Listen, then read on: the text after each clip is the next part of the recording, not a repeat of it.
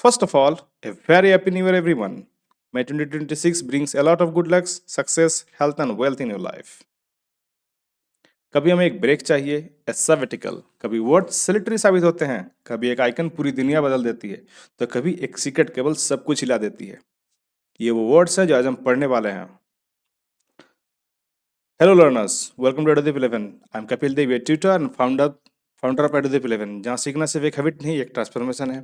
यहाँ हम हर दिन 5 इंग्लिश वर्ड सीखते हैं और साथ में उनके सिनोनिम्स और antonyms. Total 50 to 55 vocabulary boosters. हर दिन ये छोटी सी प्रैक्टिस आने वाले बड़े एग्जाम रिजल्ट में सबसे बड़ा फर्क पैदा करती है. ये वर्ड्स न सिर्फ आपके कम्पिटिटिव एग्जाम में मदद करेंगी बल्कि आपके एकेडमिक इंग्लिश, कम्युनिकेशन स्किल्स और ओवरऑल कॉन्फिडेंस को भी नेक्स्ट लेवल पर ले जाएंगी. अगर आप भी अपनी इंग्लिश और प्रिपरेशन को नेक्स्ट लेवल पर ले जाना चाहते हैं तो एडुदीप 11 को सब्सक्राइब करें और इस वीडियो को सबके पास पहुंचाएं जिन्हें अपनी वोकैबुलरी स्ट्रॉन्ग करनी है. आज डे 2. मैंने इसको कल ही शुरुआत कर दिया था 31 को, क्योंकि मुझे लगा कि 1 जनवरी का वेट क्यों करना. हर every day is a good day, तब कभी भी इसको स्टार्ट कर सकते हैं. ओके, इसलिए मैंने इसको कल ही स्टार्ट कर दिया था. आज डे 2, तो चलिए देखते हैं आज के 5 वोकैबुलरी बूस्टर्स. आज का पहला वर्ड है सबेटिकल. सबेटिकल मतलब होता है लंबी छुट्टी. जैसे अभी विंटर की छुट्टियां चल रही है, 25 से पहले छुट्टी स्टार्ट हो जाती है और 5 जनवरी तक छुट्टियां रहती है. बहुत ही लंबा सा गैप, 10 to 15 डेज की छुट्टियां रहती है. यही होती है सबेटिकल, मतलब लंबी छुट्टी या समर वेकेशन जिसको हम लोग करते हैं. जैसे बच्चे समर वेकेशन में खेल रहे हैं, तो क्या है, ये सबेटिकल है, मतलब लंबी छुट्टी. मैं पिक्चर से इसलिए लगाता हूँ ताकि आप इसको पिक्चर से याद रख सकें. ठीक है, सबेटिकल मतलब समझ गए, लंबी छुट्टियां. इसका सिनोनिम्स और एंटोनिम्स पढ़ेंगे हम लोग. सिनोनिम्स का मतलब होता है समान अर्थ वाला शब्द और एंटोनिम्स का मतलब होता है विपरीत अर्थ वाला शब्द या फिर विलोम शब्द. ओके, तो सिनोनिम्स का पहला वर्ड है ब्रेक. सबेटिकल का सिनोनिम्स है ब्रेक. ब्रेक मतलब होता है विराम. ब्रेक लेते हैं हम लोग अक्सर काम में. ब्रेक मतलब होता है विराम. लीव, लीव मतलब होता है अवकाश. जब हम काम से छुट्टी लेते हैं कुछ दिन के लिए तो होता है लीव या अवकाश. हियटस, हियटस मतलब होता है अंतराल. एक दो काम के बीच में एक छोटी सी गैप जिसको हम लोग ब्रेक कहते हैं, उसी को कहते हैं हियटस, मतलब अंतराल. दो काम के बीच में एक थोड़ा सा आराम करने का time. Time of, time of मतलब छुट्टी. जब हम लोग अपने काम से ऑफ होते हैं, टाइम से ऑफ होते हैं, जब हमको टाइम से कोई लेना देना नहीं होता है, सब कुछ आराम से करेंगे, टाइम से कुछ नहीं करेंगे, तो होता है टाइम ऑफ. या फिर पॉज, पॉज मतलब होता है ठहराव. जब हम लोग रुक जाते हैं कुछ देर के लिए, फिर कंटिन्यू करेंगे, इसलिए पॉज लेते हैं. ठीक है, अक्सर बड़े काम के बीच में पॉज लिया जाता है, बड़े कामों के बीच में. तो इसके एंटोनिम्स क्या क्या हो सकता है सबेटिकल के? इसके एंटोनिम्स है वर्क. वर्क मतलब होता है काम. जब आप काम लगातार करते रहें बिना रुके बिना थके तो होता है वर्क. ठीक है. ड्यूटी, ड्यूटी अक्सर पुलिस वालों की जो रहती है उनका कोई टाइम टेबल फिक्स नहीं होता है. जो पुलिस की जो ड्यूटी होती है टाइम टेबल फिक्स नहीं होता है, तो क्या होता है वो 24/7 सर्विस में रहते हैं, 24/7 ड्यूटी में रहते हैं, कभी भी फोन आए उनको जाना पड़ेगा. तो उसी से रिलेट करके समझ सकते हैं. ड्यूटी मतलब होता है कर्तव्य. जो इनका कर्तव्य स्ट्रांग होता है तो उनको समय रेस्ट करने का समय नहीं मिलता है. ड्यूटी. सर्विस, सर्विस मतलब होता है सेवा. जो सेवा देता रहे, जो सर्विस खत्म हो जाती है तो उसको रिटायरमेंट कहते हैं. ठीक है, जो जब तक सर्विस रहेगा तो उसको सर्विस कहेंगे, मतलब सेवा करते रहेंगे. रूटीन, रूटीन मतलब होता है दिनचर्या. आप एक रूटीन में है, रूटीन लाइफ होगी आजकल बहुत लोगों की. ठीक है, मतलब क्या, सुबह उठते हैं, फ्रेश होते हैं, ब्रेकफास्ट करते हैं, काम पे जाते हैं, काम से आते हैं, शाम में खाना खाते हैं, सो जाते हैं, फिर नेक्स्ट डे सेम रूटीन. तो क्या वो एक रूटीन है, दिनचर्या बन गया है काम. ठीक है, मतलब उसे ब्रेक नहीं मिल पा रहा है. कंटिन्यूएशन, कंटिन्यूएशन मतलब होता है निरंतरता, जो होता ही रहे, जो ना टूटे, जो चेन ना टूटे. ठीक है, वो होता ही रहे आगे, तो होता है कंटिन्यूएशन, जो कंटिन्यू चलता रहे. तो सबटेबल के सिनोनिम्स और एंटोनिम्स दोनों समझ गए. यहाँ पे जो हियटस है सिनोनिम्स में, इसको मार्क कर लीजिए, ये बहुत ही इंपॉर्टेंट वर्ड है, एग्जाम से पूछा जा सकता है. बाकी जितने भी वर्ड्स है सारे हमको मतलब नॉर्मल डेली यूज के लिए वर्ड्स है, सब एग्जाम्स में नहीं आते उतना. हियटस है कि हियटस ये एक वर्ड है जो एग्जाम्स में आने के चांसेस हैं. नेक्स्ट है कंटिन्यूएशन, इसको मार्क कर लीजिए. ओके, चलिए नेक्स्ट वर्ड की ओर देखते हैं. नेक्स्ट वर्ड कौन सा है? नेक्स्ट वर्ड है सैल्यूटरी. सैल्यूटरी मतलब होता है लाभदायक, हितकारी, जो आपको फायदा पहुंचाए. ठीक है, यहाँ पे एक सेंटेंस भी लिखा हुआ है, salutary lifestyle, living in a way that promotes good health and well being. तो ठीक है, 2026 चल रहा है, आज से स्टार्ट हुआ है. 2026 में एक अपने लाइफ का मोटिव बना लीजिए कि मुझे एक सैल्यूटरी लाइफ जीनी है, सैल्यूटरी लाइफ स्टाइल जीनी है. मतलब in a way living in a way that promotes good health and wellbeing, ठीक है, सेल्यूटरी लाइफ स्टाइल। तो इसका मतलब होता है living in a way that promotes good health and wellbeing, okay, लाभदायक, जो लाभ पहुंचाए, जो प्रॉफिट पहुंचाए, जो हितकारी हो, जो आपके हेल्थ के लिए अच्छा हो। तो इसके सिनोनिम्स क्या क्या हो सकते हैं? बेनिफिशियल, ऑब्वियसली लाभकारी होगा, बेनिफिशियल होगा। हेल्पफुल, जो आपको सहायक करे आपके लाइफ में, तो होता है हेल्पफुल। नेक्स्ट है होलसम, होलसम मतलब होता है स्वस्थवर्धक, जो आपको स्वस्थ रखे, होलसम, जो आपको स्वस्थ रखे, हिस्ट पुष्ट रखे, जो आपको बीमारी ना आने दे, होलसम। इसीलिए मैंने जॉगिंग का क्यों लगाया है, मॉर्निंग में अगर आप जॉगिंग करेंगे या फिर वॉक भी करने जाएंगे तो आपको एक बहुत ही होलसम लाइफ मिलेगी, मतलब स्वस्थवर्धक लाइफ मिलेगी, जहाँ पे आपको कोई बीमारी नहीं होगी, आप शांति से रह सकते हैं। लेकिन आजकल का तो वेदर पता ही है कैसा हो रहा है, ओके। होलसम मतलब स्वस्थवर्धक। वर्ड है नेक्स्ट एडवांटेजेस, मतलब फायदेमंद, जो आपको एडवांटेज पहुंचाए, जो आपका फायदा पहुंचाए, एडवांटेजेस। नेक्स्ट है पॉजिटिव, पॉजिटिव मतलब होता है सकारात्मक, जो आपको सकारात्मक चीजों की ओर ले जाए। अगर आप एक अच्छी लाइफ स्टाइल जिएंगे, अच्छे से सब कुछ रूटीन वाइज करेंगे, सुबह जल्दी उठेंगे और हेल्दी हेल्दी खाना खाएंगे, कोई बुरी बुरे कामों में नहीं जाएंगे, तो क्या होगा, आपको एक पॉजिटिविटी भी आएगी अंदर से। ये करना जरूरी होता है, आपको पॉजिटिविटी आती है, ठीक है। तो सिलेक्टरी के सिनोनिम समझ गए हम लोग। बेनिफिशियल मतलब लाभदायक, हेल्पफुल मतलब सहायक, जो सहायता करे आपको एक अच्छी लाइफ के लिए। होलसम मतलब स्वस्थवर्धक, जिसमें स्वास्थ्य अच्छा रहे। एडवांटेज मतलब फायदेमंद, जो एडवांटेज पहुंचाए आपको। पॉजिटिव मतलब जो आपको सकारात्मक दे, ठीक है। समझ गए आप लोग, समझ गए सारे वर्ड्स, ओके। इसके अंटरनम सकते हैं सिलेक्टिव के। हार्मफुल, इसके पहला अंटरनम है हार्मफुल। हार्मफुल मतलब होता है हानिकारक, जो आपको हानि पहुंचाए, ठीक है। इंजरस, इंजरस मतलब होता है नुकसानदेह, जो आपको नुकसान पहुंचाए, इंजरी पहुंचाए। इंजरी से बना है इंजरस। इंजरी मतलब कोई घटना हो जाए कि या कोई चोट लग जाए, इंजरी। इंजरी से बना इंजरस मतलब नुकसानदेह, जो आपको नुकसान पहुंचाए, ठीक है। नेक्स्ट वर्ड है डैमेजिंग, मतलब क्षतिकारक, जो क्षति पहुंचाए, डैमेज करे। डैमेज से बना है डैमेजिंग, डैमेजिंग, डैमेज से बना है। एडवर्स, एडवर्स मतलब होता है प्रतिकूल, जो आपके अनुकूल ना हो, जो आपके एकदम अपोजिट हो। जैसे ये यहाँ पे मैंने ये इमेज लगाया है, यहाँ पे एक लेडी है, एक बच्चे के साथ, दोनों मास्क लगाए हैं, और ये शायद मॉर्निंग का सीन है, जहाँ पे बहुत पीछे बहुत सारा पोल्यूशन दिख रहा है। तो क्या एक प्रतिकूल प्रावेश है, मतलब एक एडवर्स इन्वायरमेंट है, जहाँ पे आपको जीना बहुत ही मुश्किल है, मतलब प्रतिकूल है, मतलब जहाँ पे जीना बहुत मुश्किल है, एडवर्स है, ठीक है।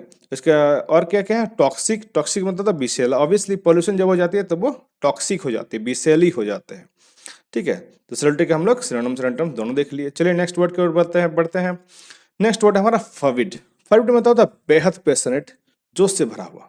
जैसे इस लेडी को देख सकते हैं, यहाँ पे 4:30 हो रहा है होगा, आई गेस, या 4:30 हो रहा है, फिर भी ये काम पे लगी हुई है, फोन अटेंड कर रही है, अपना लैपटॉप में काम कर रही है, कॉफी भी पी रही है, और फाइल्स भी मैनेज कर रही है, और फाइल्स भी देख रही है। तो क्या कर रही है, और बोल रही है आई लव माई जॉब। तो क्या है, ये बहुत ही पैशनेट है, जोश से भरी हुई अपने काम को लेके। फॉरबिड पर्सन्स होते हैं जो इनको काम के अलावा और कुछ दिखता ही नहीं है, ठीक है। फॉरबिड मतलब बेहद पैशनेट, जोश से भरा हुआ। इससे क्या क्या इंसिडेंट हम सकते हैं, पैशनेट हम लोग पढ़ चुके हैं। पैशनेट, पैशनेट मतलब होता है जनूनी। हम लोग कहाँ पढ़े हैं, अगर आप लोग पूछेंगे तो पैशनेट हम लोग यहीं पढ़े हैं। बेहद पैशनेट, फेवरेट मतलब बेहद पैशनेट, समझ गए। पैशनेट मतलब होता है जुनूनी। जैसे हमारा माही भाई है, हमारे स्टेट के ही हैं, जेएच के, झारखंड के, ओके। ये बहुत ही पैशनेट प्लेयर हैं, क्रिकेटर हैं।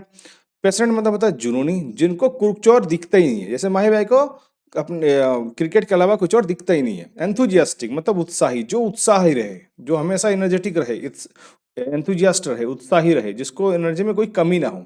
आर्जेंट, आर्जेंट मतलब तो प्रबल, जो ताकतवर हो, अत्यधिक जोशीला हो। जो ताकतवर रहता है ऑब्वियसली जोशीला रहेगा, अत्यधिक जोशीला रहेगा, जिसपे बहुत ज्यादा जोश रहेगा, कुछ भी करेंगे, कभी भी करेंगे, वैसा वाला। जीलस, ये जीलस मतलब होता है जोशीला या लगनशील। ये जेलसी नहीं है, वो जे से स्टार्ट होता है, याद है ना। ये जीलस है, जीलस मतलब होता है जोशीला या लगनशील। इंटेंस, इंटेंस मतलब होता है तीव्र भावना वाला, जिसका बहुत इंटेंस है, बहुत तीव्र भावना वाला है, जोशीला है। तीव्र भावना वाला क्या होता है, चलो ये करते हैं। कुछ कुछ लोग होता है जो बोलते हैं चलो ये करते हैं, और उठ के चल देते हैं, तो होता है इंटेंस, तीव्र भावना वाला। आया करना क्या है, करना है, और कुछ समझ में नहीं आ रहा, वो होता है इंटेंस, समझ गए। फॉरवर्ड के synonyms passionate, enthusiast, ardent, jealous, jealous और इंटेंट। Intense, sorry. इसके एंटोनिम्स क्या क्या हो सकते हैं? इस लेडी को देख के समझ सकते हैं। उदासीन, एपैथेटिक, इनडिफरेंट, बेपरवाह, जिसको कोई परवाह ना हो, जो एकदम क्या दुनिया को भी ना देखता हो, उसका आमने सामने क्या हो रहा है वो भी नहीं देख रहा, वो इनडिफरेंट, बेपरवाह। अनएंथुजियास्टिक मतलब उत्साहीन, जिसपे कोई उत्साह ही ना रहे, जो एकदम उदासीन हो, अनएंथुजियास्टिक। कोल्ड, कोल्ड मतलब होता है ठंडा। भावहीन, जिसपे कोई भाव ना हो, जैसे कोल्ड फेस बोलते हैं, सुने हैं cold face? Cold face person, कुछ कुछ लोग होते हैं, आप उनको कुछ बोलेंगे, कोई जोक भी बोलेंगे तो बस वो बोलते हैं मतलब क्या, कोल्ड रिएक्शन देते हैं, भावहीन, कोई भी उनका भाव ही नहीं है हंसने का कि अच्छा बोले तुम, गुड जोक, कुछ नहीं, वो बस बोल देंगे। ये बहुत ही कंट्रोवर्शियल है, का क्या मतलब होता है समझ में नहीं आता है। ओके, कोल्ड, कोल्ड मतलब होता है भावहीन। हाफ हार्टेड, हाफ हार्टेड मतलब आधे मन से किया गया, जैसे ये ही लेते हैं, इसी को लेते हैं ये आधे मन से बोला गया, इसका मतलब हाँ कि ना कुछ समझ में नहीं आता है, तो ये क्या होती है, आधे मन से बोला गया है। एपैथी मतलब समझ में आ गया, उदासीन, एक्सक्यूज मी, या एपैथी मतलब होता है उदासीन, जो उदास रहे हमेशा, इस लेडी को देख कर समझ सकते हैं।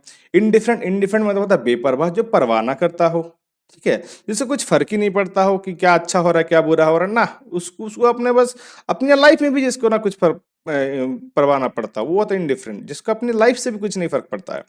अनएंथुजियास्टिक, जो उदासीन ना हो, उत्साहीन हो, सर जो उदासीन होता है, उत्साहीन, जिसपे कोई उत्साह ना हो। कोल्ड मतलब ठंडा या भावहीन। हाफ हार्टेड मतलब आधे मन से किया गया काम, बहुत सारे लोग आधे मन से करते हैं, जैसे करते रहते हैं। ओके, चलो नेक्स्ट वर्ड की ओर बढ़ते हैं। नेक्स्ट वर्ड है आइकन। आइकन मतलब होता है प्रतीक या आदर्श व्यक्ति। हमारे विराट कोहली जी, विराट कोहली जी अभी आइकन है क्रिकेट के, ठीक है, तो क्या ये एक प्रतीक है, आदर्श व्यक्ति है। आइकन मतलब समझ गए, जो प्रतीक होता है या आदर्श व्यक्ति होता है, जिसको देख के लोग उसके जैसे उनके जैसे बनना चाहेंगे, उनको फॉलो करना चाहेंगे, वो जो करते हैं उसको करना चाहेंगे, वो होता है आइकन, ठीक है।